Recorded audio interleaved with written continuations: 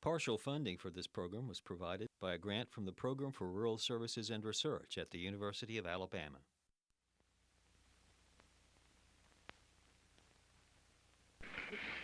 But the Bible speaks of folks that old man as being a slave to a man. It might not say it in those words, but somewhere in there it says, oh, no man. Right. Now, we've talked about the Lord's Prayer all our lives. Now, to me, the Lord's Prayer said two things. It said, forgive me for being in debt. As you have forgiven that rascal for letting me get in debt too.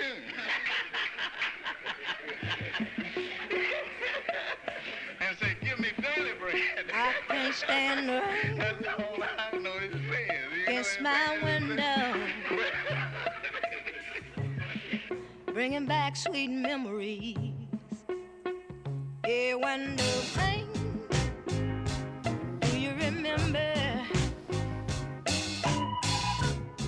how sweet it used to be? When we was together, everything was so grand. Now that we parted, there's just one sound that I just can't stand. I can't stand the rain against my window. It just keeps on haunting me. Yeah, rain, get off my window. Selma Works. Be competitive in a global community. Learn successful skills for life. That's Selma Works. They can be contacted at 874-2100 or contact Miss Sherry James. I played high school tennis. If I couldn't beat you in 2 sets, you'd beat me in the third. I grow bored quickly. I gotta have that challenge. So I wouldn't know what to do if I wasn't doing this. Yeah, it's about 3 jobs. Of course, there's a radio station, construction company, and then there's Sears. My day starts 6:30, 7 o'clock, get the crew off, scheduling, making sure they have everything they need. My grandfather's construction company, that makes me a 3rd generation contractor. And I think that's the flagship of everything. Probably make a call to the radio station, check in with it. My staff over there doesn't get in until 9. I actually started in radio in high school, then I went to work for a TV station doing audio for them. After I graduated from college, I did that as a full-time job and worked on my master's in industrial engineering. I was able to get financing from the credit union to buy my transmitter, the first transmitter that put me on the air. We opened this business at about 9, but we get here, or I'll come by here about 8, and we'll start pushing lawnmowers out and reading emails from the previous day. Basically, I find myself as being a firefighter, because there's always a fire. In any business, there's always a fire, and somebody's got to put it out or contain it or control it. So that's pretty much what I do all day, and you lose a lot of time on the road. Somebody once told me I needed a helicopter.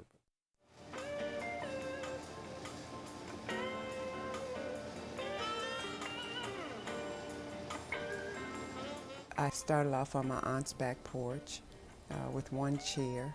Because I could not afford a plumber, I had an uncle that was self-taught, so he came in and put the shampoo bowl up for me, and it was one of those not so funny moments, but I can sit back now and laugh at it because I had someone laid back in the shampoo bowl and the whole bowl just fell. After building my clientele with the one setup operation, that's when I went and tried to secure a loan to open up my salon in another location because I wanted at least 4 operators at that time. The bank did turn me down, and someone had told me about the Demopolis Federal Credit Union. I was able to secure the loan from Demopolis Credit Union to be able to open the business and carry on from there. So I built from ground up and was able to set up the operation for at least 6 operators. Out of those 6, all 6 of them now have their own business. And I don't talk about this often, but I remember there was a year that I was able to do $150,000 in a year's time. So that was pretty good. 8 times 3, 8 times 4. I have a master's in ministry from Birmingham Theological Seminary and a master's in education from Alabama State University. I'm presently the director of the alternative school here in Demopolis, and that involves counseling, redirecting our youth when they have various behavior problems, and it is necessary that I assist them in their work, and so I do that as well. It's in the public school, Demopolis City Public Schools. I do some of the same kind of work in the church. Also, I'm the pastor of the Christian Chapel Baptist Church. One of my dreams was to own my own business. I always wanted to own my own building. We bought a building at 306 East Washington Street, so I wanted to divide it up and make a mini mall out of it. The businesses that are located in the mini mall, the bookstore, the nail shop, the Niles Hair Salon. On the entrance to the left is Demopolis Federal Credit Union. I feel that the credit union has had a great impact. I would say that it was the foundation for the financial needs that I had to start and to be where I am. Those that hasn't done any business with the United Credit Union, I wish they would go down there and see what good those people do, us colored people around here in town. But as far as the loan people down in town, I don't ever want to have anything else to do with them because they have treated me nice. They treated me worse than a dog. Now that's the truth. Now I don't want nothing else to do with them. The white community always want you to make small loans where you pay your grocery bill, you pay for a dress, a suit of clothes. And then the next month, you're still in the same shape you were before you borrowed the money. And these are the kind of things that your credit union needs to start addressing itself to. Hi, how you doing? You're talking to people that know you, people that have had a track record with you, people that are out to actually help the community, and they're probably judging you more on character than collateral. I see you applying for $1,500. The credit union came in and gave loans to people to further their education, to open up their business. There has been a lot more opportunities for blacks to go into the middle class income bracket. The credit union has played a valuable role in empowering the black community.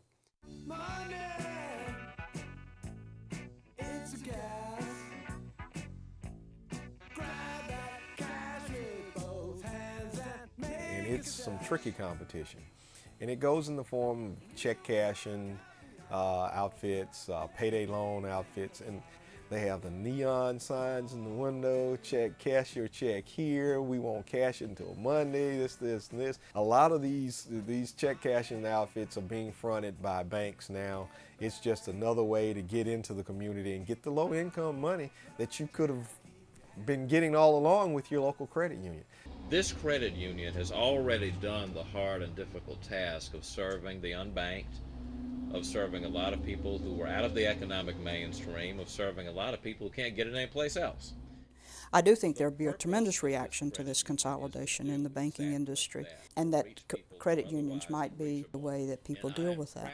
So what we now call low-income or community development credit unions may be the device that the middle class in small town and rural America uses to create an alternate community-based, community-sustaining financial institution.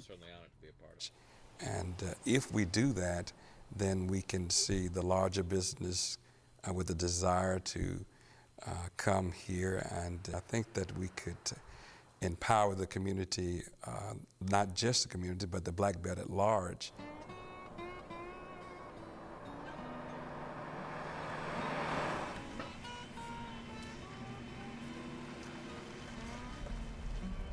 Earnest Johnson is a child of Alabama's Black Belt and is considered by many in the community development credit union industry to be the single most indispensable figure in its history. For more than 25 years, he was on the road, organizing, advising, and often rescuing credit unions across the South, nationally, and even internationally. Now, in an effort to perpetuate his work, Johnson is the focus of a project funded by the Ford Foundation to document, celebrate, and codify his methods and accomplishments. His own history and that of the movement are very nearly one and the same. His is a very romantic story. If the civil rights movement strikes you as a great upsurge in the demand for freedom and equality in America, much needed, then that's a romantic sort of intro. But the real message is what people can do today. You know, here and Mr. Johnson is a man who came from very humble means and didn't have the levers of higher education at his command, and yet with a native ability to understand accounting and a passion for community development, people controlling their own futures. I mean, all of that's relevant today.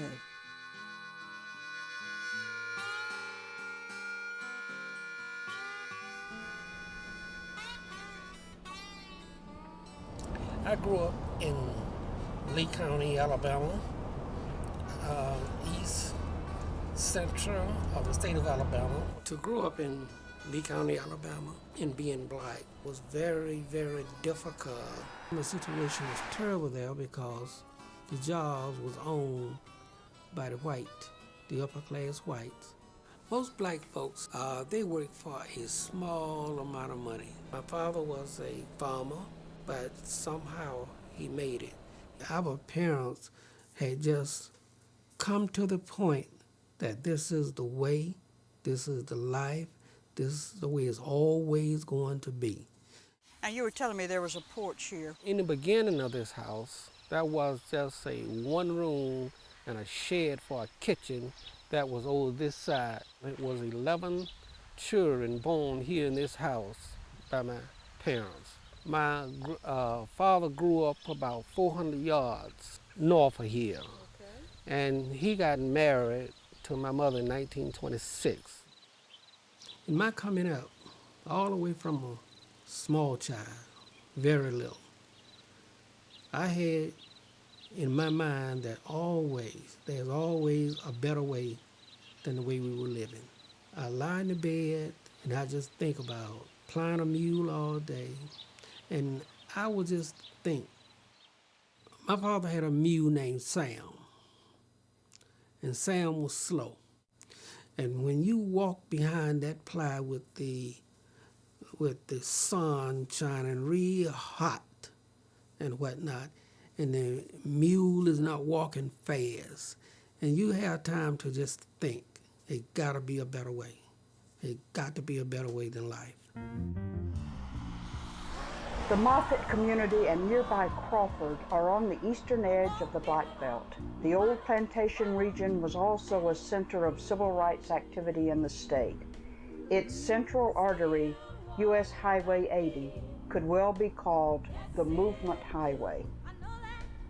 You know, it cuts right through the Alabama Black Belt, starting at Tuskegee Institute. And Tuskegee comes out of slavery as a place to teach black, mostly farmers, mechanics, or craftspeople, to be independent, which is a great deal of the story of the credit union movement and the civil rights movement. It crosses Selma, which is, you know, just a hinge point in the civil rights movement when direct action encountered economic deprivation in a real way, and then comes on through much of the area where Mr. Johnson organized credit unions. So yes, Route 80 is a good metaphor that leads into Mr. Johnson's life work. This is the first church that I started coming to as being from a baby all the way up. My father's father was buried here on July the 12th, 1941. I knew him just a little. I know him by going across the plowed ground and holding hold to his hand. My grandfather was what they call a sharecropper. When Roosevelt was president, he set up a plan for farmers to get land and to pay for it whenever they gather their cotton every year. That's how most of those people got their land. My father, it was 9 of them, and they purchased around 180 acres of land. And we continue to have that land in the family. He tells this great story about how his parents bought a part of the plantation that his ancestors had been slaves on. I come from sharecropper and tenant farmers, and when I was 4 years old, with great pride, we bought a 58-acre farm with the New Deal program. And there was always that sense that if you owned your land, there's a little piece of the earth nobody can throw you off of. For Mr. Johnson, he had all of that kind of motivation, plus the sense that if you're black in the Black Belt in the South, you're very, very vulnerable to the whims of white people. Owning your own place could make a difference in your life. When we picked cotton, we picked it at home. Pull corn in the fields, we pull it at home. And we could do most of what we wanted to as long as we kept that farm going. It belonged to us. But when you stand on somebody else's place, you have to do what they said do or move. My father, I talked to him just before he passed away. He says, one thing I want you to do.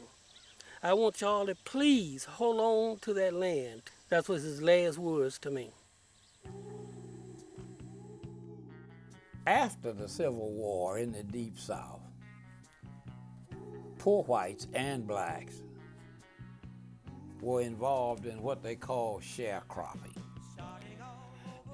The white plantation owner would let them farm a certain number of acreage, and he would also finance that operation. Oftentimes he advanced money to them to live on, and at the end of the farming season they would settle up. That was the phrase they would use. The person who owned the land did all the accounting, and often the sharecropper would never even see it. They were benevolent managers of sharecroppers. But if you looked at sharecropping simply as a way to maximize your financial return from property, then the less you pay them, the more profit you have. A sharecropper never got ahead. He always just about broke even. So this was a vicious circle, a vicious merry-go-round of poverty. Every now and then, a black person might be able to own a few acres of land one way or another, but he had to go to the white bank to be financed. He had to go to the white gin who weighed his cotton, determined its value. I am absolutely amazed that any blacks survived in that kind of condition.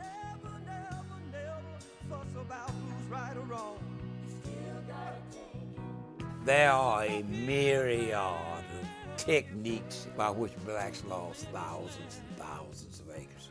I know of blacks signing deeds thinking that they were signing mortgages.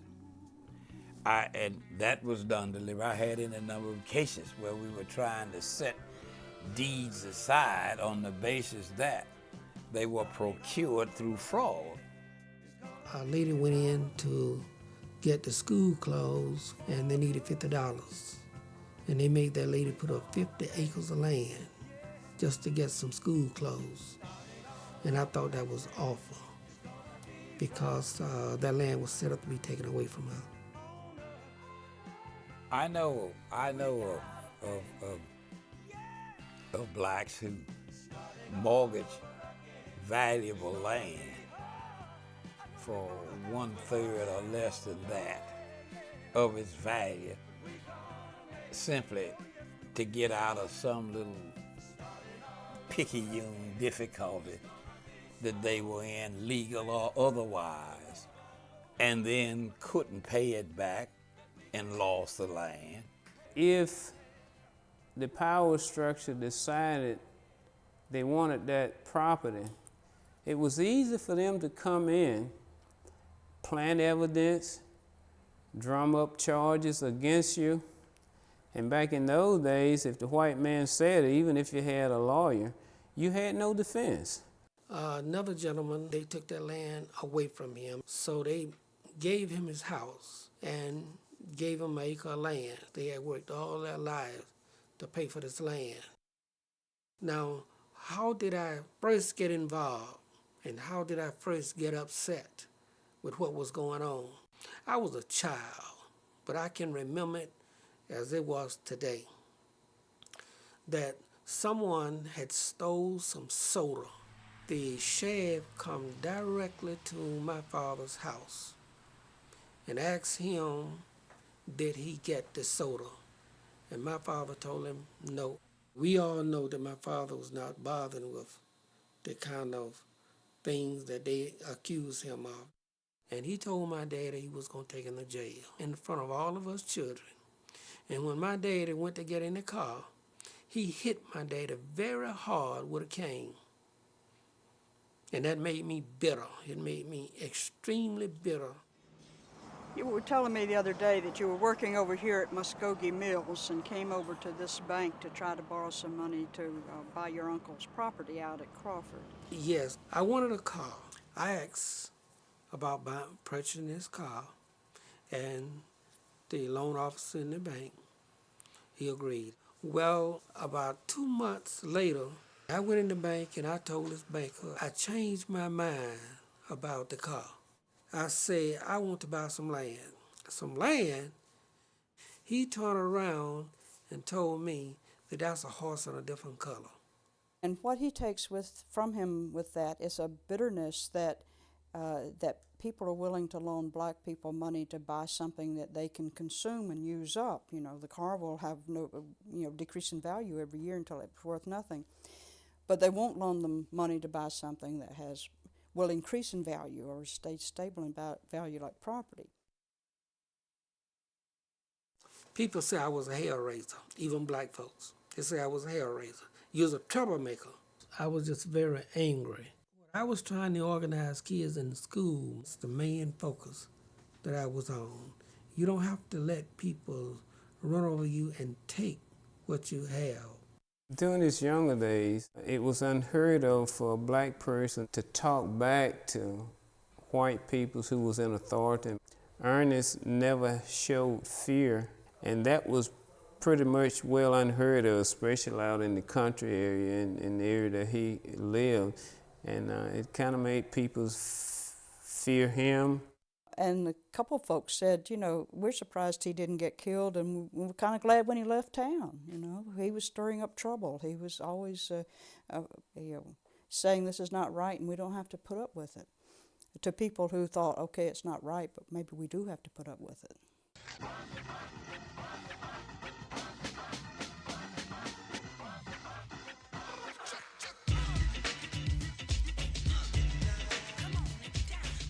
was a volunteer, and I continued all the way through St. Augustine, Albany, Georgia, Birmingham, Alabama, and I was mostly a marshal in many of the marches. And many of the time, I didn't know what I was even marching for, but I was a part of it. But I just wanted to be involved in something big. I thought it was very important that if you was born in the United States of America and you couldn't vote, then you was not a citizen. Now I felt very, very strong about that.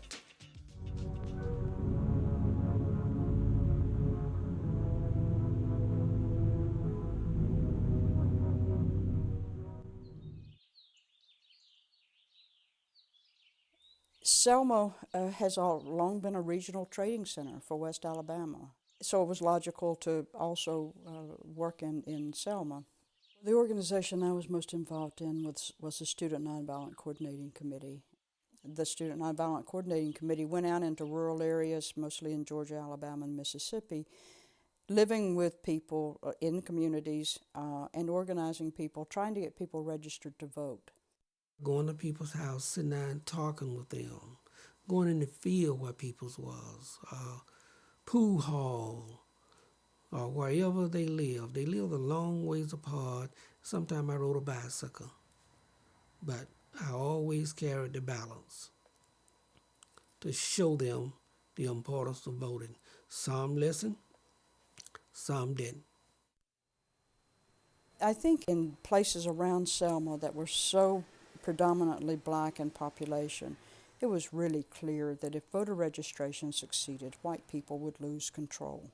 It was the last stand, the last opportunity to maintain political control in the Black Belt. Dallas County has been a very difficult county. Very, very difficult county. And he was a young man, but he was a brave young man that didn't mind. And was a local young man who was, his mother had fallen as they were trying to get away from a demonstration, and he was protecting her when he was beaten by the authorities and was killed. It was just one death too many. It caused massive demonstrations in Selma and brought national attention and brought people from all over the country to Selma.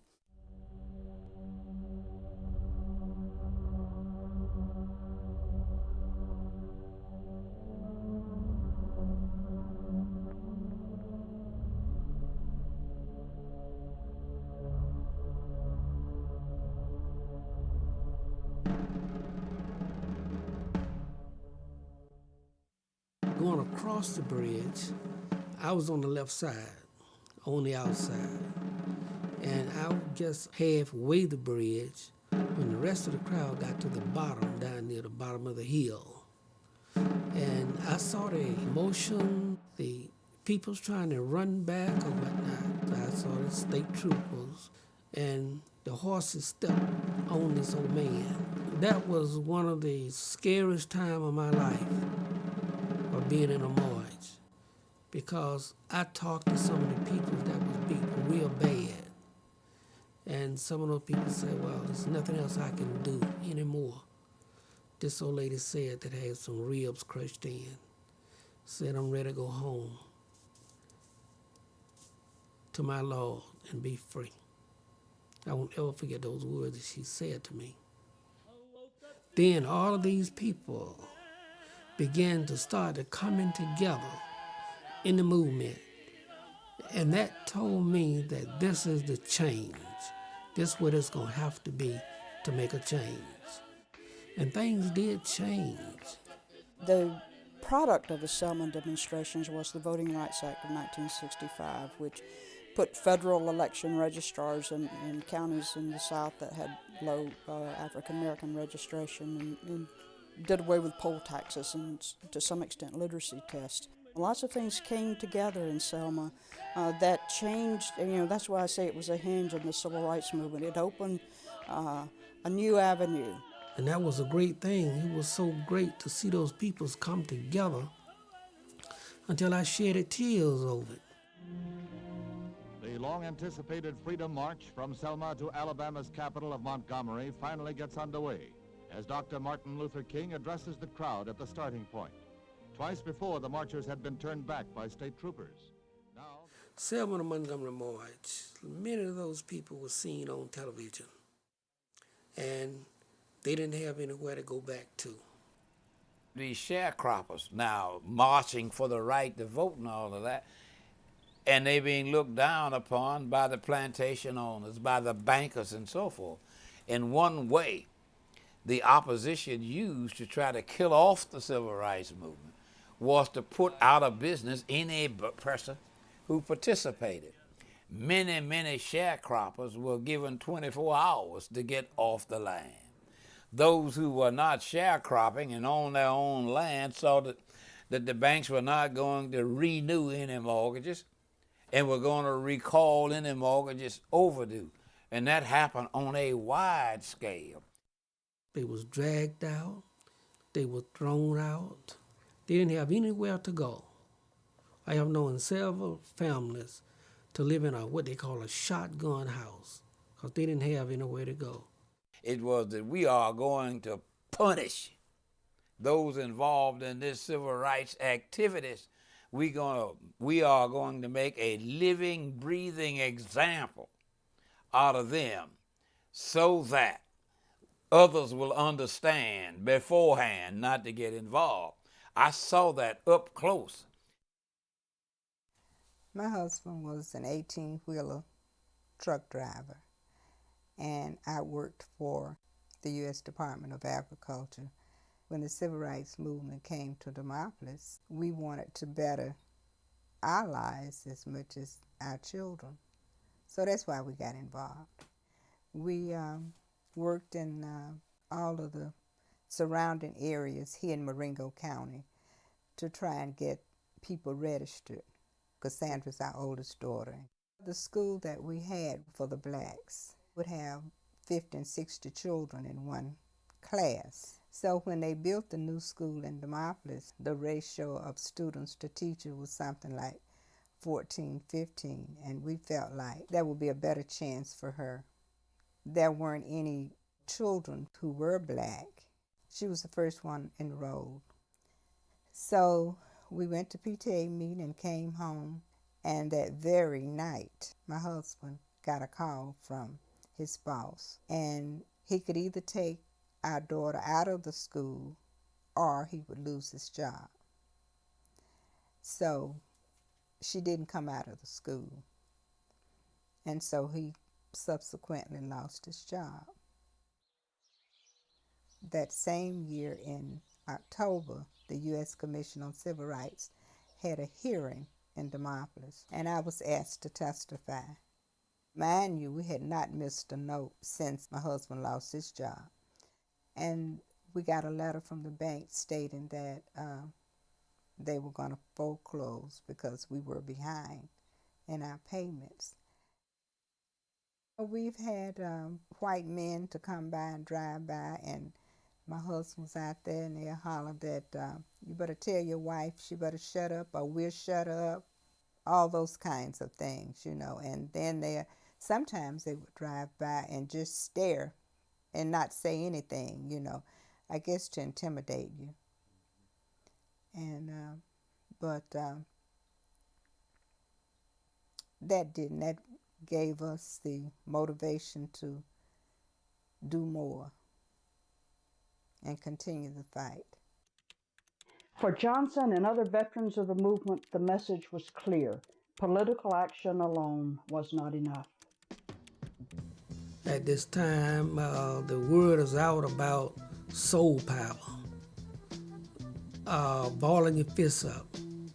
And my daddy told me, he said, let me tell you something. Say, you going out demonstrating, talking about soul power with your fists up in the air. And you know when you take your fist down and open it up, there's nothing there. So you got to start with economics. You will not be able to stay home, brother. You will not be able to plug in, turn on, and cop out. We can now, by law, live in the neighborhood of our choice, but can't pay the house note. We can go to the school of our choice, but can't pay the tuition. We can check in the hotel, but can't check out. In the New South. The Federation of Southern Cooperatives really came out of the Student Nonviolent Coordinating Committee.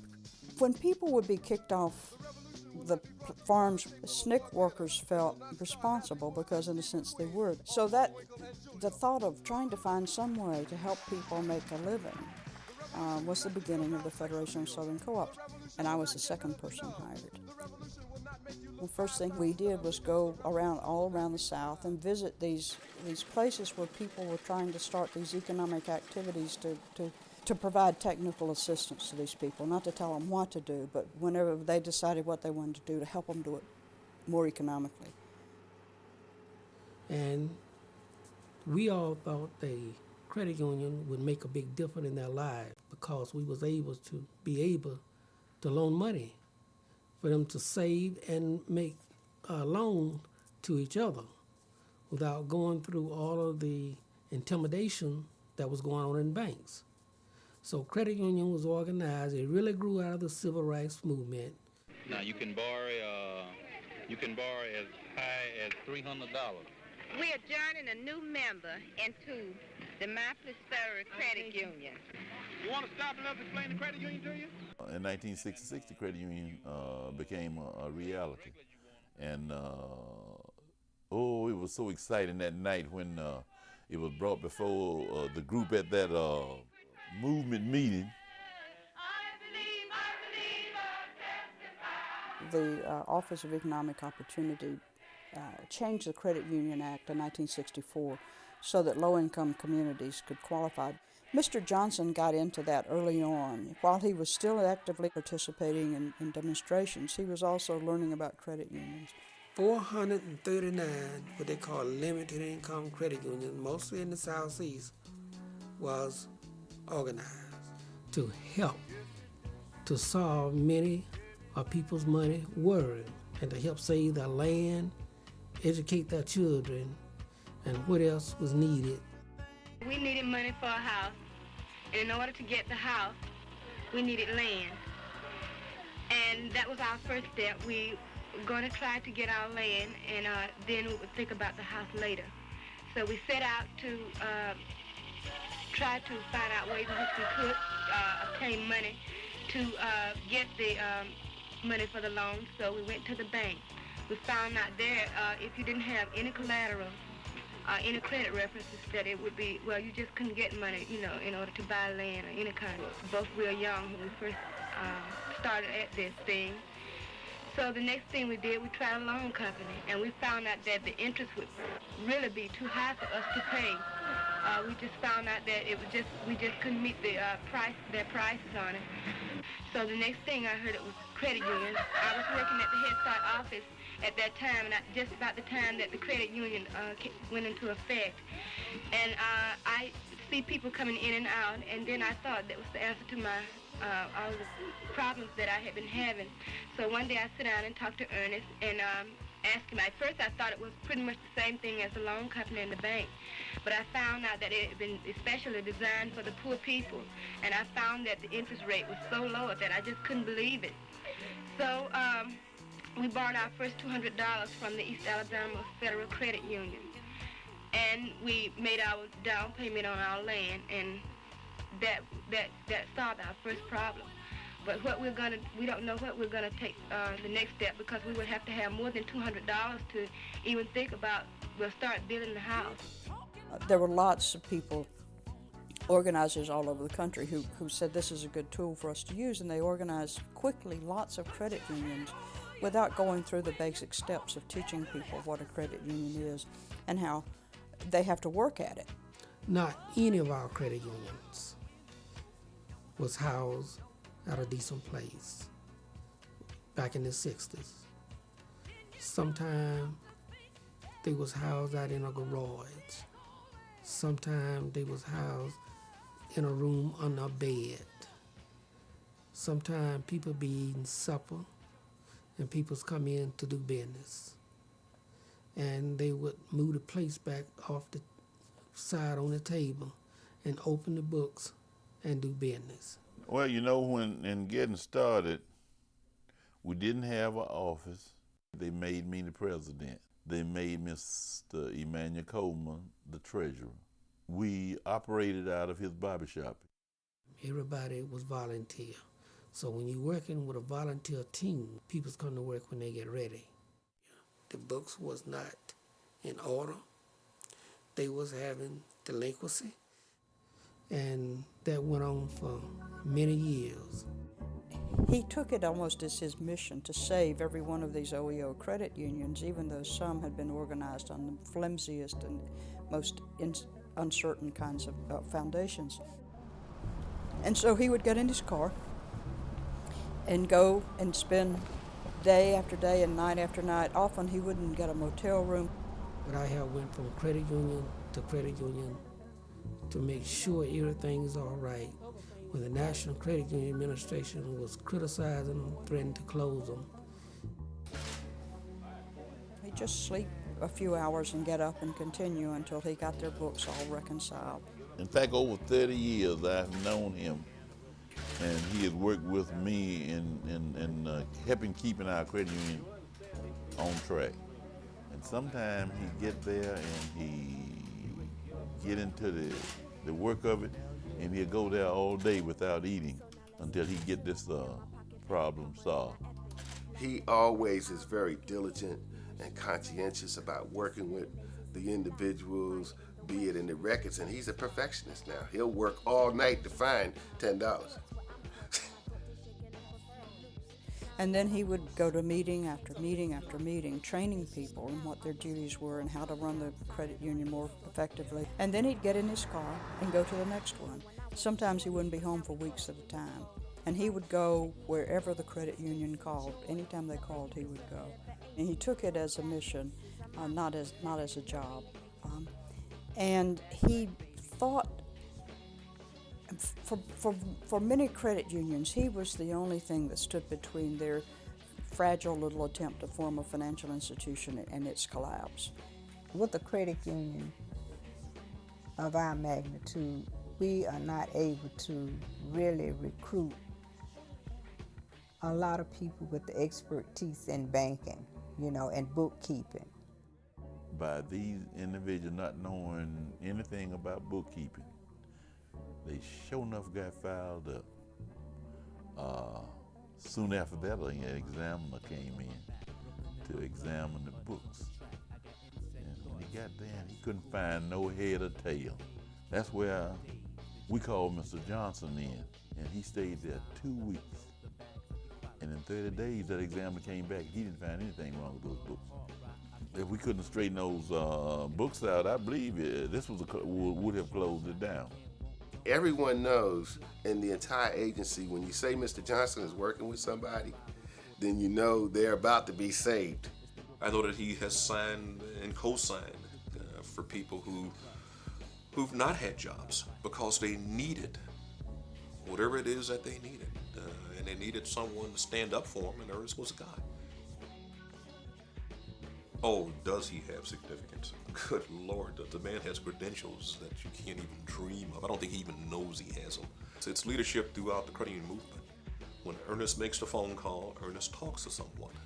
When Ernest says, I think we ought to maybe look at it this way, son of a gun, it gets looked at that way. In 1973, we worked very diligent and hard to get a national organization, which is called the National Federation of Community Development Credit Union. I am one of the starters of that organization.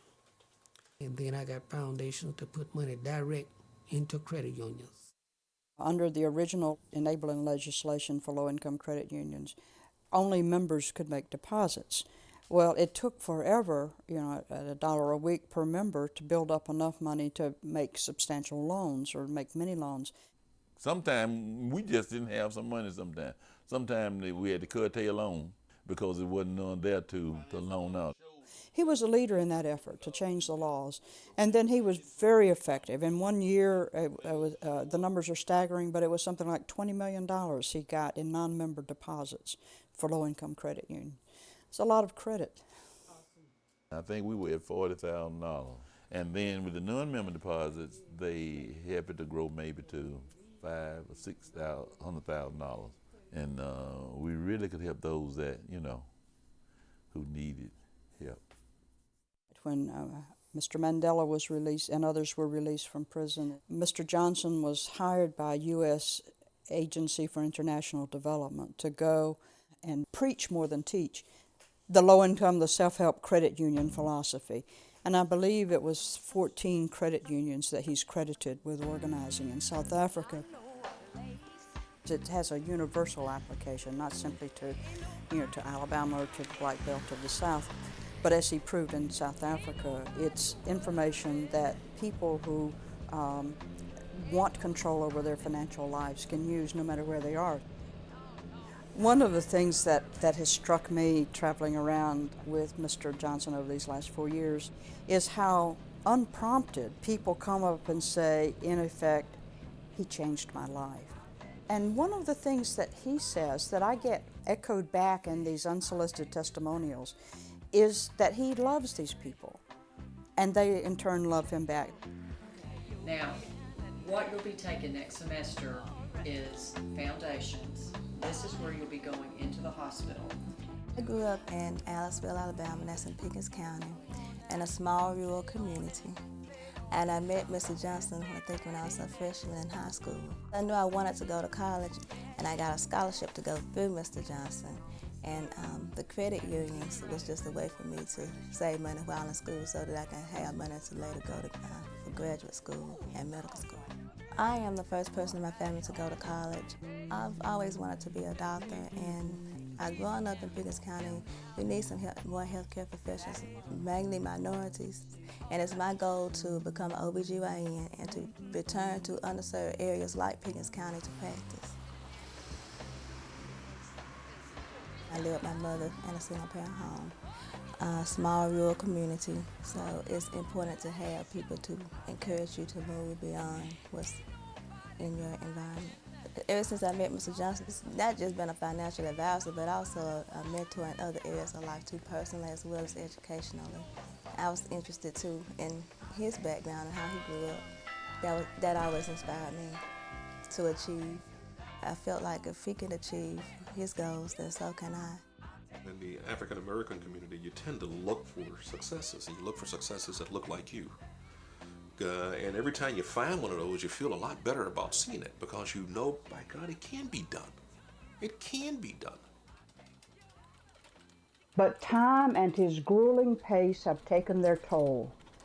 Just at the time when he can no longer maintain it, new threats arise. If you go back 20 or 30 years, pawn shops, payday loan shops, check cashing outfits, the market of itty-bitty finance company, high-priced loans or pawn shop lending or whatever, that was viewed as kind of a tawdry part of lending. That's not so much the case today. You may go by a strip mall and it may be one little place that used to be a florist, but now it's a check cashier or a payday loan shop. But if you peel the onion, what you find is that they may be essentially almost a franchise of a very large national company. And in many cases, you'll find that some of the very largest financial institutions in the country, New York Stock Exchange listed companies, have gone into the business of subprime lending. Usury laws, of course, are laws that limit the amount of interest you can charge on a loan. Used to be around the country that there were pretty rigid usury laws in place for small loans, medium-sized, and even larger loans, but those pretty much disappeared in the late 70s, early 80s for all kinds of reasons, one of which was just essentially deregulation, which was a favored concept, particularly during the Reagan presidency. But trying to make sense out of the usury laws that exist is just a mess. That if you borrow $100 from a finance company, the permissible rate may be probably somewhere in the teens. But if you go and you pawn your electric guitar or your Velvet Elvis, the pawn shop can charge you at an annual rate 300% per year. Then you go over to the check cashing companies and they can charge 460% per year. They're charging interest rates that are high, that are usually allowed by law. But that's not the worst part. The worst part is all these bogus insurance charges and other charges that they're putting on people, and also the flipping. Miss Russ has had a 5th grade education, and she worked at a chicken house for years and years until she was disabled. She borrowed the money to buy a house, and she'd been paying on it for several years. And then it got in disrepair where she needed to have about $1,800 worth of repair. So she went to a finance company. I told them that I didn't know how to read. I know you telling a story about it, I don't know how. And they said the only way you can get this $1,800 repair is you're going to have to refinance everything. That is called flipping. It's forced refinancing, and the average predatory lender flips its victim 3 times.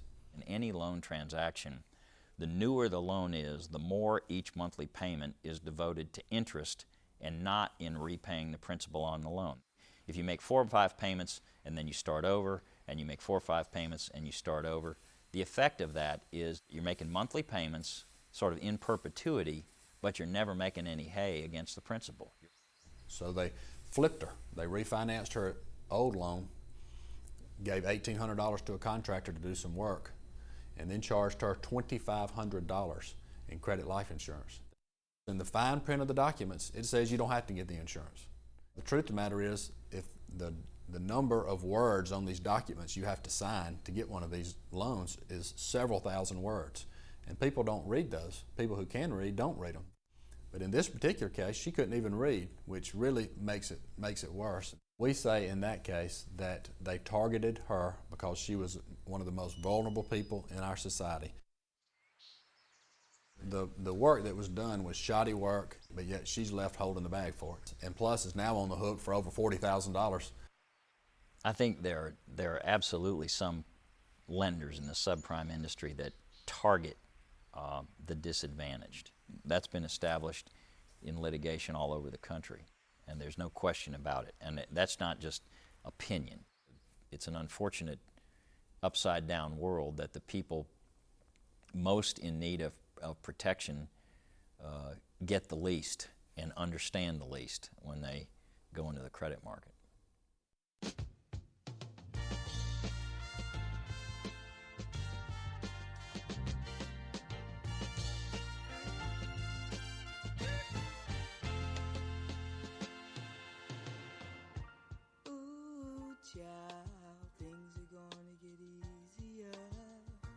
So to tell you the truth, we are in a crisis here that the rich getting richer and the poor getting poor. So what we have to do is we're going to have to work with organizations, credit unions, to educate people. One of the things Mr. Johnson does so well is he tells everybody, you can learn this. You know, this is what bankers do, but you can learn it. And it's almost a cheerleading, encouraging way. So one of the purposes of this Earnest Johnson project is, in as many media and as many ways as possible, to pass on his technical expertise, but also to pass on his encouragement. The beginnings of it was to collect an archive of information about Mr. Johnson's work and about his life. Part of this also, though, was working with the University of Alabama Program for Rural Services and doing audio and video conversations with Mr. Johnson, which are also part of the archive. One of the things he's done, of course, over the years is train and refine his training materials, continuously writing them as simply as possible so people get them, and yet as comprehensive as they need to be, because it's a complicated process. And that will lead into the curriculum part of this project. Another very logical part of the project is to write a biography, because Mr. Johnson's real life is going to be the sort of the sermon, the inspiration to people.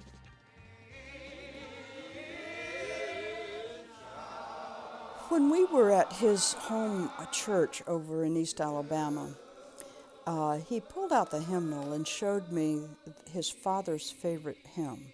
The first line is, "A charge I have to keep. I've been given something, and I have my charge, my instruction is to keep faith with that mission." I think he feels he was given something, and I think he feels that it's his duty, his life duty to share that with people, because he sees this as a way of continuing that charge he got as a child.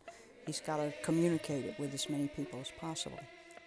And I feel like when I went into the credit union introduction, I done my very best. I put everything I had into that to help people to put a roof over their heads, buy acres of land, and automobiles to get to and from work, working with people through them. That's when you're working through them, you get an understanding of what they're thinking. I think that's important in my life and what I have done. I think taking control of your life is one of the most important things in the world that you can do, is just taking control.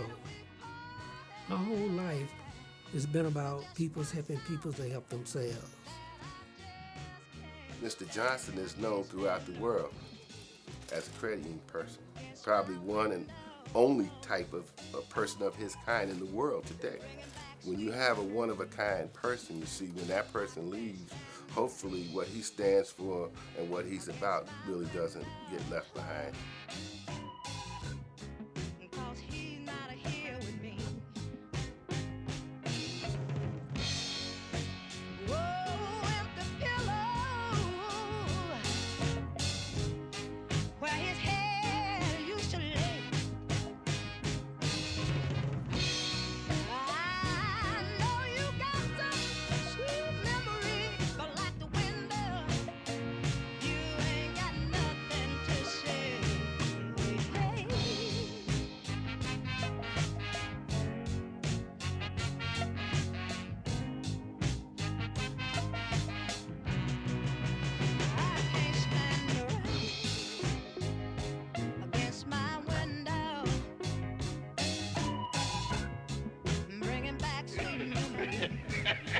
Forgive me my debt as I forgive my debtor. We sometimes call it the transgressor. You see, you don't have a transgressor in the credit union.